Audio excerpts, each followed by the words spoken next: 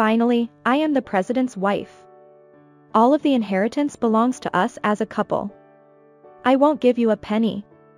How outrageous to say such a thing after her father-in-law's funeral. But when someone is so evil, it's more laughable than irritating. It's still sad that she's saying such things. I'll tell you everything from now on. My name is Stephanie.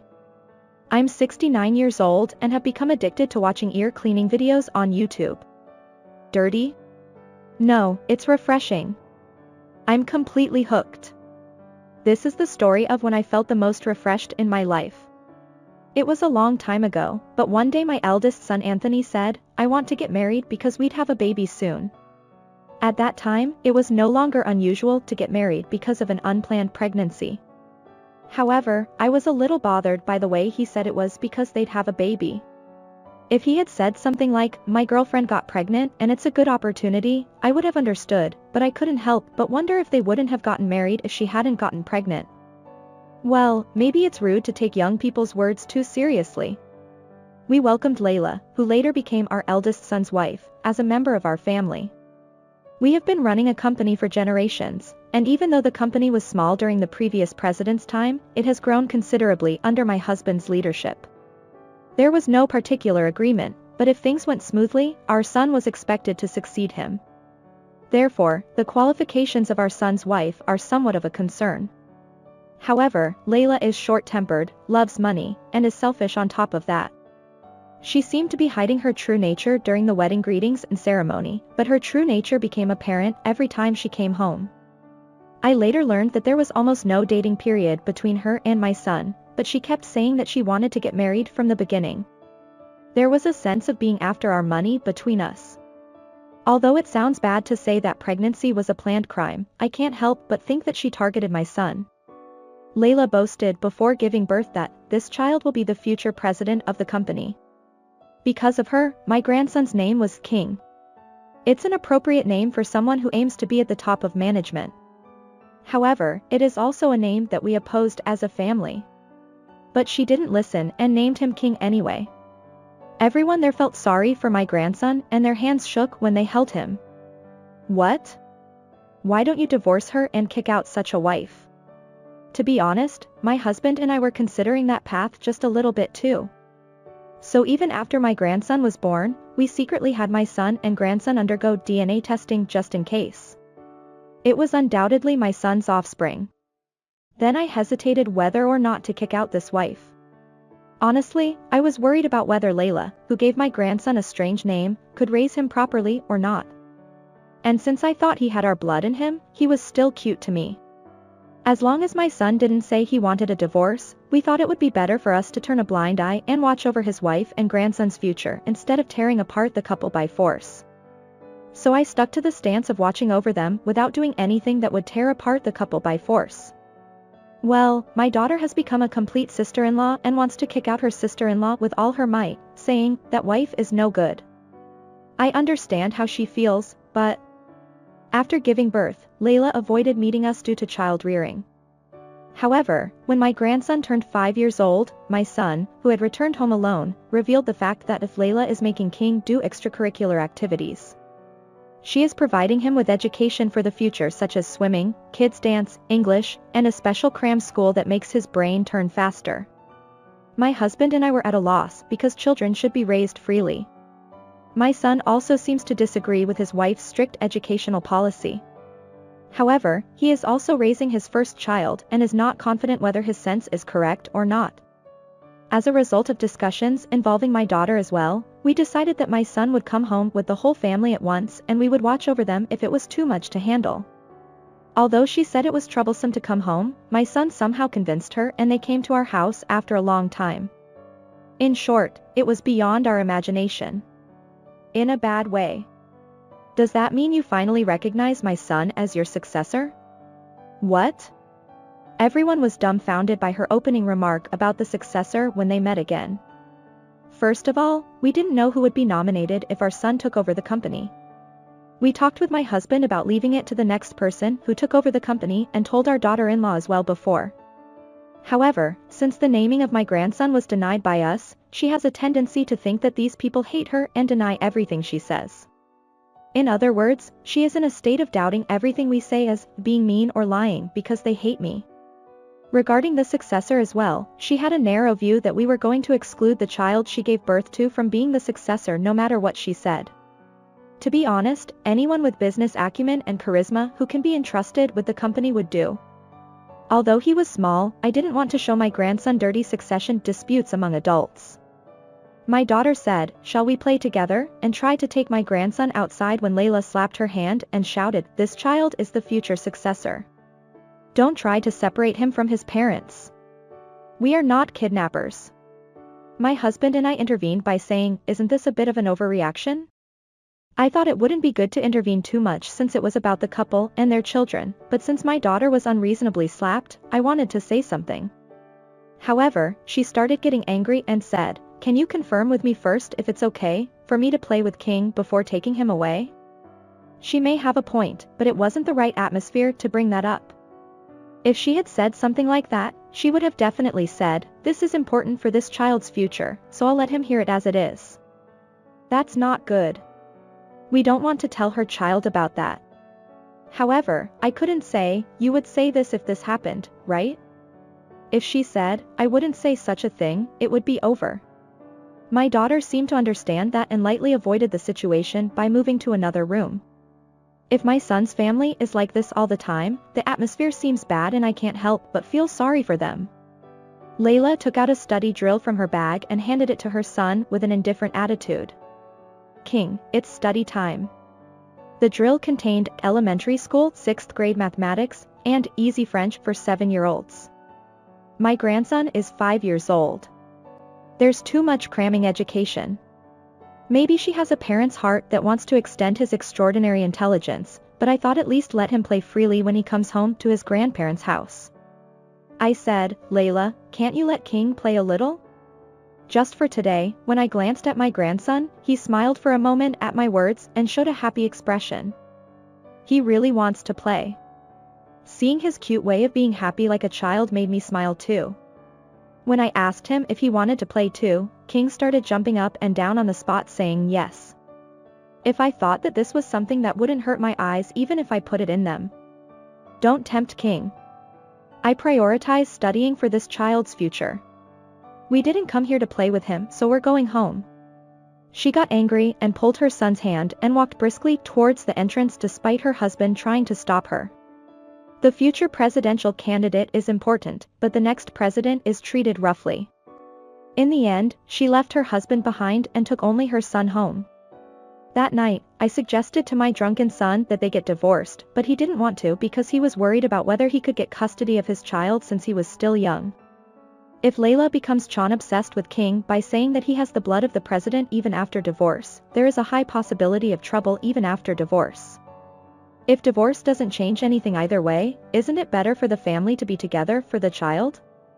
I told him that if they became a fake couple, their child would suffer, but my son said he would try his best and was looking for ways to make their married life work somehow.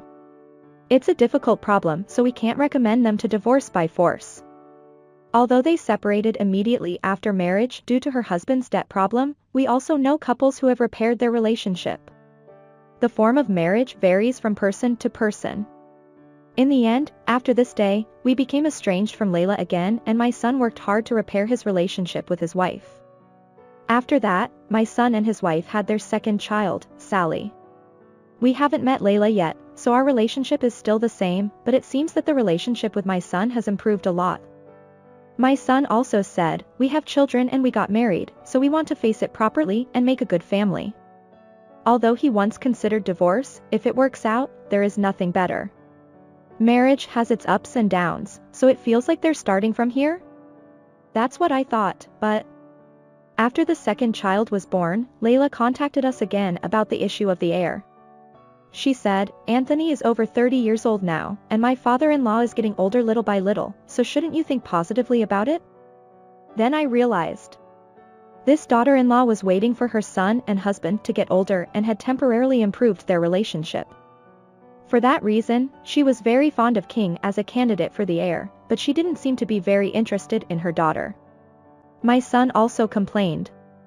Because his wife said, I wanted a boy, not a girl. And he gradually began to feel disgusted with his wife who didn't love both children equally.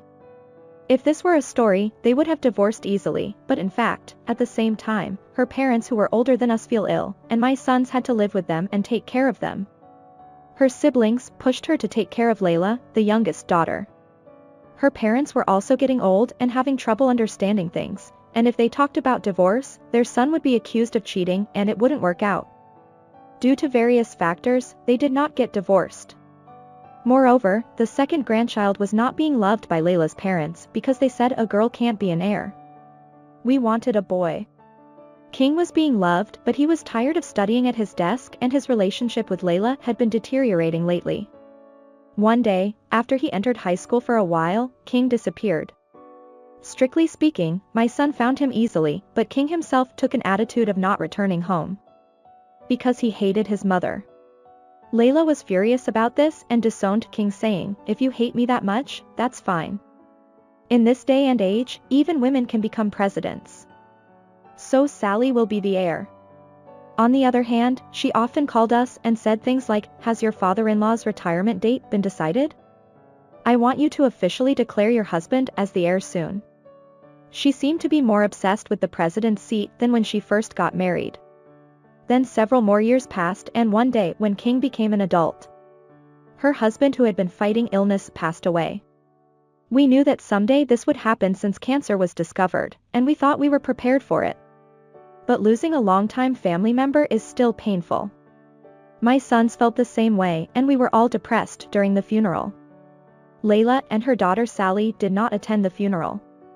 Sally had never met us because we were estranged, so it couldn't be helped.